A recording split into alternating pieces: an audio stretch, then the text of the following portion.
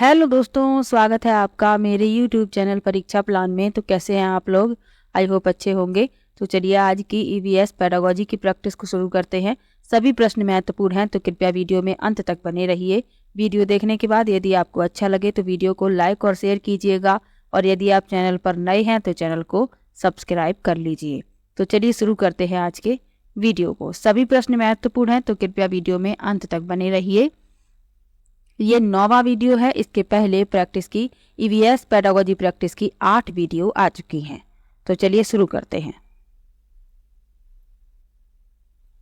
पहला प्रश्न दिया गया है, EVS संक्षेपण फिल करना है, अर्थ में प्रयुक्त होता है, यानी किसके शॉर्ट फॉर्म में EVS लिखा जाता है, ये पूछा गया है। पहला विकल्प है एनवायरमेंटल स्किल्स, दूसरा है एनवायरमेंटल साइंस, तीसरा है एनवायरमेंटल सोर्सेज और चौथा है एनवायरमेंटल स्टडीज। तो आप सभी लोगों को पता है कि EVS जो है एनवायरमेंटल स्टडीज का शॉर्ट फॉर्म है। चौथा विकल्प इसमें सही है। अगला प्रश्न देखते हैं। निम्नलिखित में से कौन सा प्राथमिक स्तर पर पर्यावरण अध्ययन के शिक्षण का उद्देश्य नहीं है? पहला विकल्प है कक्षा कक्ष में होने वाले अधिगम को विद्यालय के बाहर की दुनिया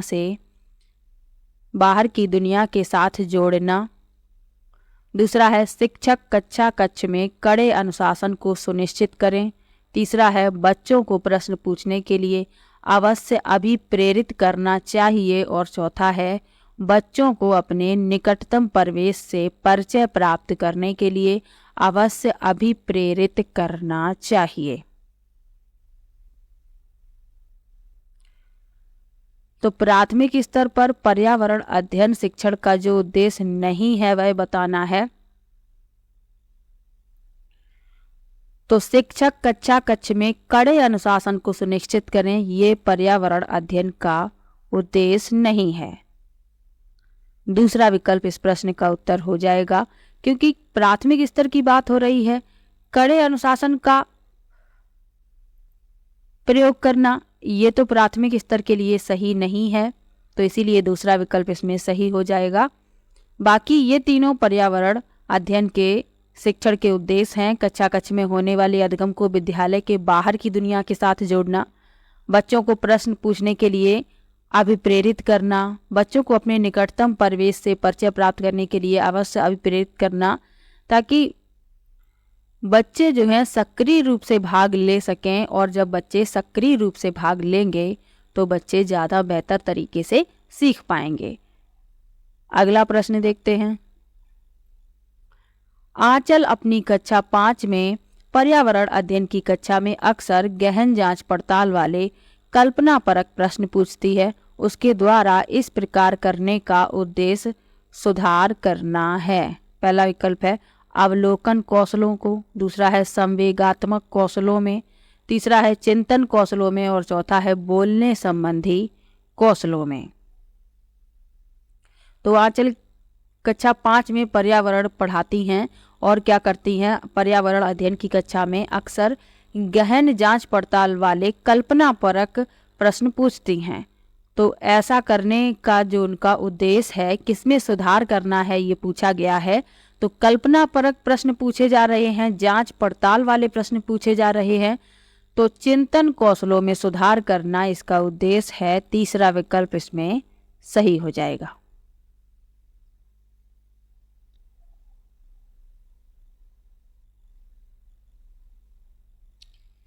अगला प्रश्न देखते हैं। कक्षा 3 के शिक्षार्थियों को हमारे दोस्त पक्षी प्रकरण पढ़ाते समय नलिनी नीचे दी गई पद्धति का प्रयोग करती हैं।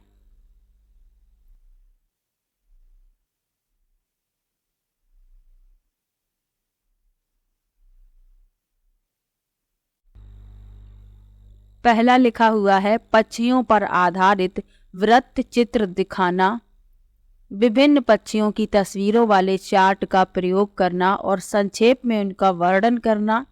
तीसरा है शिक्षार्थियों को नज़दीक के पार्क में ले जाना और उनसे पक्षियों को ध्यान से देखने के लिए कहना। नलिनी किस प्रयोजन के लिए सीखने के विभिन्न उपागमों का प्रयोग कर रही है?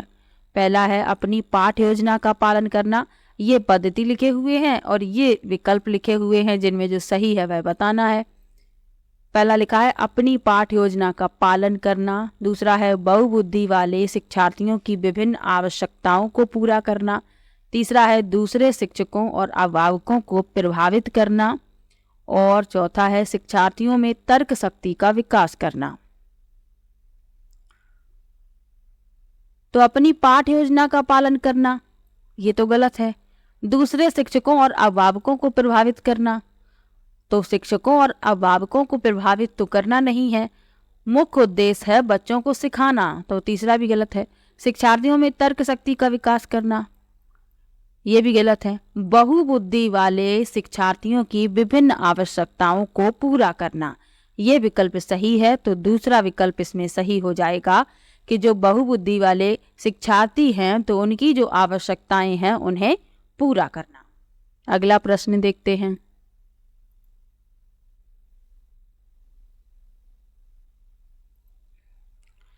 खेल जो हम खेलते हैं प्रकरण के शिक्षण में शिक्षार्थियों की अधिकतम भागीदारता के लिए निम्नलिखित में से कौन सी शिक्षण युक्ति अधिक प्रभावी होगी?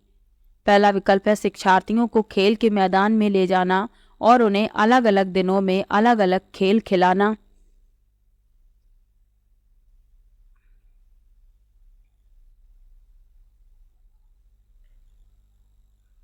दूसरा लिखा है विभिन्न खेलों के खेल कार्ड बनाना और उन्हें शिक्षार्थियों को दिखाना।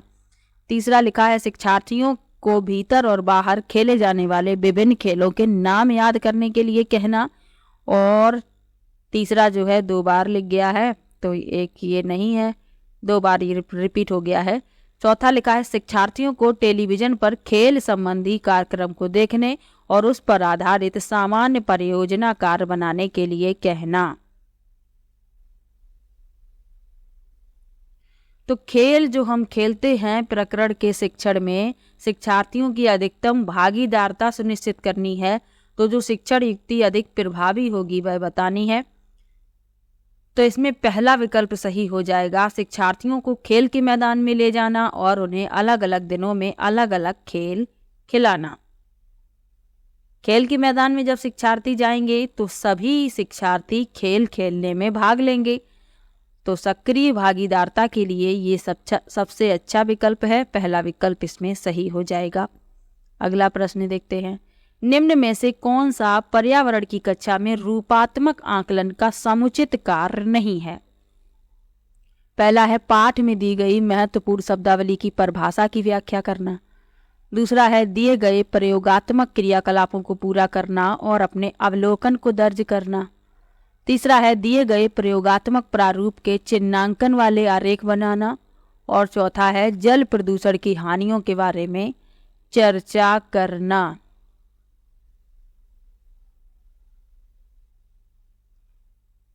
तो पर्यावरण की कक्षा में रूपात्मक आकलन का जो समुचित कार्य नहीं है वह बताना है।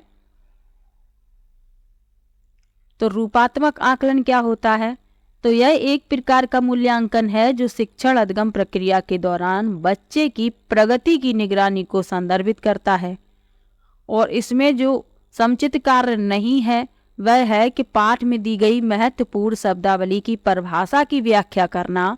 पर्यावरण अध्ययन की दृष्टि से रूपात्मक आकलन का ये समुचित कार्य नहीं है, तो पहला विकल्प इस प्रश्न का उत्तर हो जाएगा। अगला प्रश्न देखते हैं।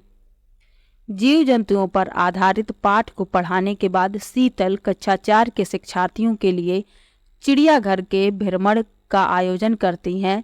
यह फिल करना है शिक्षार्थियों में की मदद करेगा।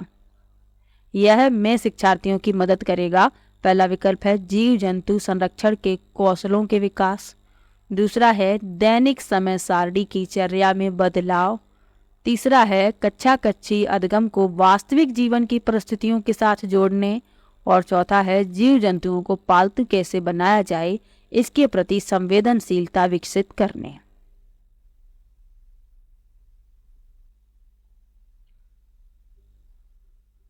तो जीव जंतुओं पर आधारित पाठ को पढ़ाने के बाद शीतल ने क्या किया, कक्षा 4 के शिक्षार्थियों के लिए चिड़ियाघर के भ्रमण की योजना बनाई। तो इसका जो उद्देश्य है यानी यह कक्षा कक्षीय अधिगम को वास्तविक जीवन की परिस्थितियों में जोड़ने के साथ मदद करेगा, यानी कक्षा कक्षीय अधिगम को वास्तविक जीवन की परिस्थितियों के साथ जोड़ने में शिक्षार्थियों की मदद करेगा। तीसरा विकल्प इसमें सही हो जाएगा। यानी बच्चे पहले जीव जंतुओं पर आधारित पाठ को पढ़ेंगे और उसके बाद जब प्रत्यक्ष रूप से उनको देखेंगे तो जो कक्षा कक्ष का अधिगम है यानी कक्षा कक्ष में जो उन्होंने सीखा है वह वास्तविक जीवन से जोड़ने में उन्हें मदद मिलेगी। इसीलिए तीसरा विकल्प इसमें सही हो जाएगा। अगला प्रश्न देखते हैं।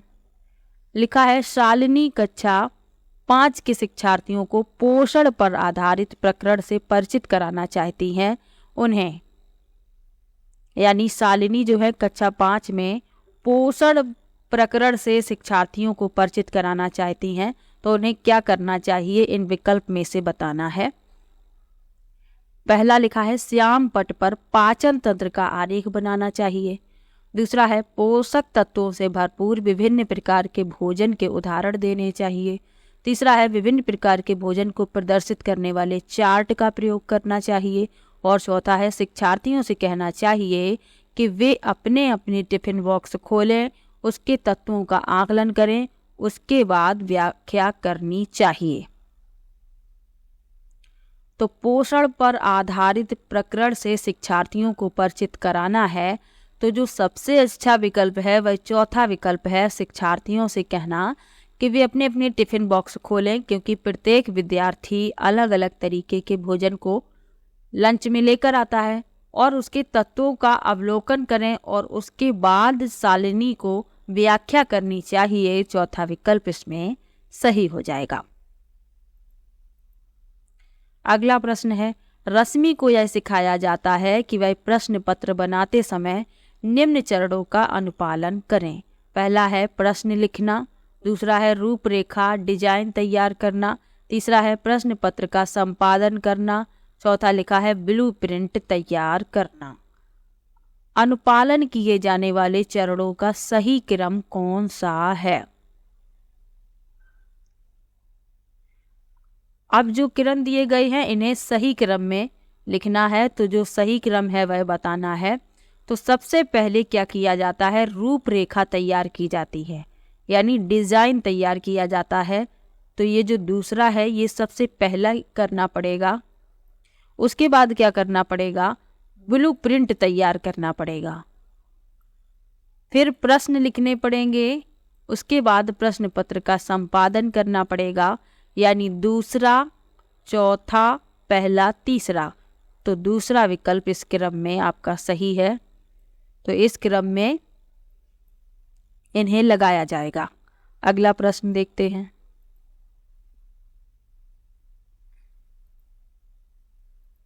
लिखा है हरप्रीत अपने शिक्षार्थियों को यह सुझाव देना चाहती हैं कि पर्यावरण संरक्षण के लिए किस प्रकार एक व्यक्ति सबसे अच्छे संभावित तरीके से अपना योगदान दे सकता है। उनका सबसे बेहतर सुझाव हो सकता है। पहला विकल्प है आने जाने के लिए सार्वजनिक साधनों का प्रयोग करना, दूसरा है कार स्कूटर आदि जैसे व्यक्तिगत वाहन ना रखें, तीसरा है घर से बाहर अक्सर आने जाने से बचना, और चौथा है व्यक्ति अपने व्यक्तिगत वाहन के इंजन की नियमित जांच।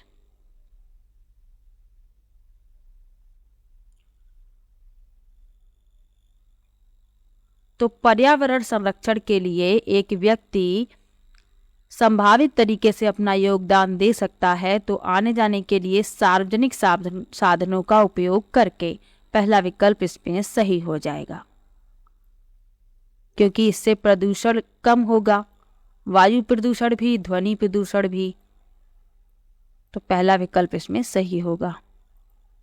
अगला प्रश्न है कक्षा 5 के शिक्षार्थियों में जिज्ञासा जागृत करने का निम्न में से सबसे अच्छा प्रभावी तरीका है।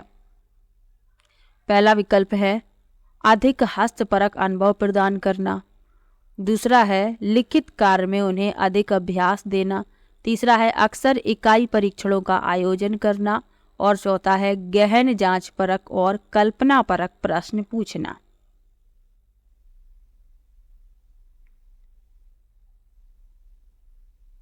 तो कक्षा 5 के शिक्षार्थी हैं और उनमें जिज्ञासा उत्पन्न करना है। तो सबसे प्रभावी तरीका है गहन जांच परक और कल्पना परक प्रश्न पूछना। चौथा विकल्प इसमें सही है,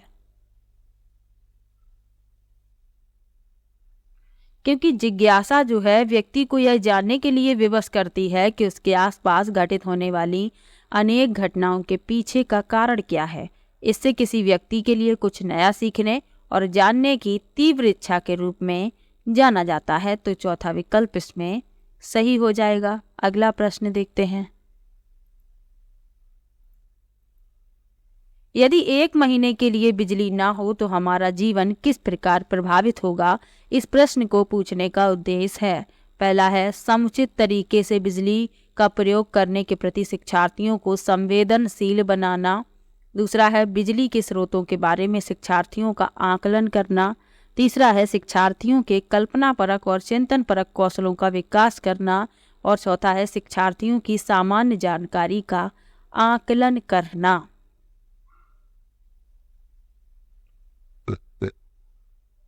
तो कहा गया है कि यदि 1 महीने के लिए बिजली ना हो तो हमारा जीवन किस प्रकार से प्रभावी होगा। तो बच्चे क्या करेंगे? कल्पना करेंगे कि यदि 1 महीने बिजली ना आए तो किस प्रकार से जीवन प्रभावित होगा।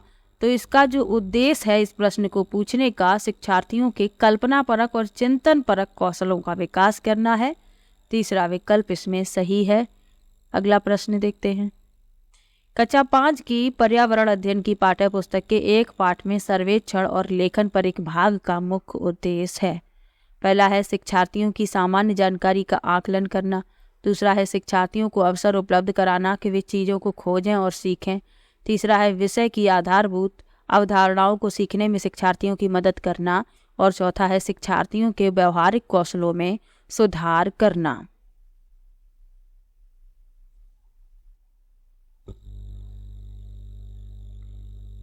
तो कक्षा 5 की पर्यावरण अध्ययन की पाठ्य पुस्तक के एक पाठ में सर्वेक्षण और लेखन पर एक भाग का मुख्य उद्देश्य है छात्रों को यानी शिक्षार्थियों को अवसर उपलब्ध कराना कि वे चीजों को खोजें और सीखें। दूसरा विकल्प इसमें सही हो जाएगा। अगला प्रश्न देखते हैं। कक्षा 5 के शिक्षार्थियों को यदि यह समाप्त हो जाए पाठ पढ़ाने के बाद शीला प्रकरण के बारे में शिक्षार्थियों की समझ के स्तर के बारे में जानने के लिए एक परीक्षण प्रशासित करती हैं, उसे यह जानकर आश्चर्य होता है कि बड़ी संख्या में शिक्षार्थी संबंधित अवधारणा को नहीं समझ पाए। इसका प्रमुख कारण हो सकता है। पहला है उसने प्रकरण को पढ़ाने के लिए सही पद्धति का प्रयोग नहीं किया था।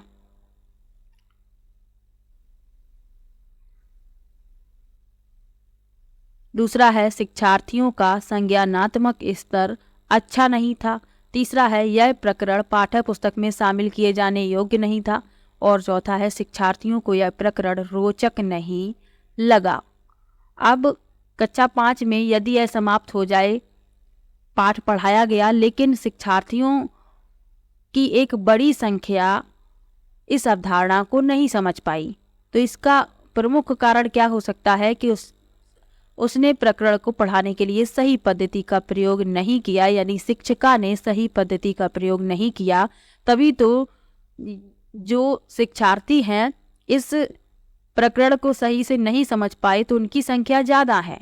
यदि ये संख्या कम होती तो शिक्षार्थियों का संज्ञानात्मक स्तर कम होता या कुछ और कारण हो सकता था, लेकिन शिक्षार्थियों की बड़ी संख्या नहीं समझ पाई है, यानी कि जो पढ़ाने के लिए पद्धति का प्रयोग किया गया है वह पद्धति सही नहीं है। पहला विकल्प इसमें सही हो जाएगा। तो आज की वीडियो में कुल 14 प्रश्न लिए थे। किसी भी प्रश्न में आपको डाउट हो तो आप कमेंट बॉक्स में जरूर लिखिएगा। मिलते हैं नेक्स्ट वीडियो में।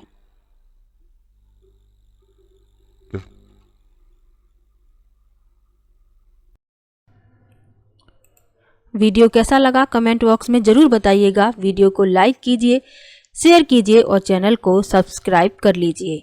मिलते हैं नेक्स्ट वीडियो में, तब तक के लिए बाय बाय।